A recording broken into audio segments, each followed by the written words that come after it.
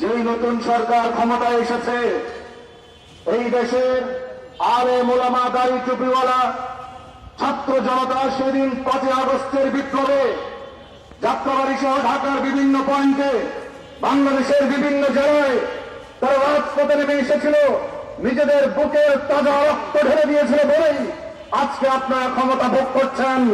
সেই ক্ষমতায় গিয়ে জুলাই আন্দোলনের, জুলাই বিপ্লবের স্পিরিটের বিরুদ্ধে আপনারা বেইমানি করছেন। আমরা এই মিডিয়া গোষ্ঠীকে আমরা চিনি।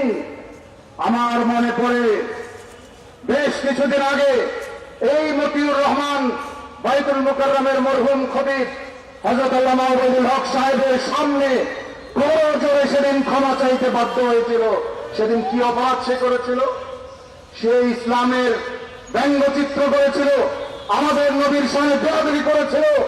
এইভাবে তারা আমাদের সমাজে মিডিয়ার মাধ্যমে সূক্ষ্মভাবে ইসলামের বিরুদ্ধে, ইসলামী তাহজিব তামাদ্দুনের বিরুদ্ধে সূক্ষ্মভাবে তারা অপপ্রচার চালায় সুযোগ পেলে।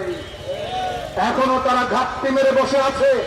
তাদের বিরুদ্ধে যেহেতু ব্যবস্থা নেওয়া হয় নাই, তারা মনে করছে তারা 5 আগস্টের পূর্ববর্তী বাংলাদেশে বসবাস করছে।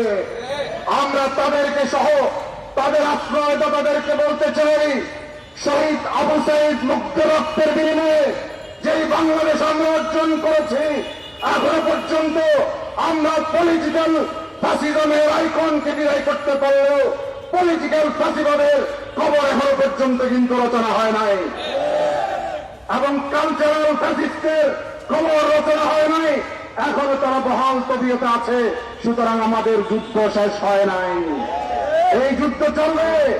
তবে আমরা কোন সহিংস কর্মকাণ্ড করতে চাই না।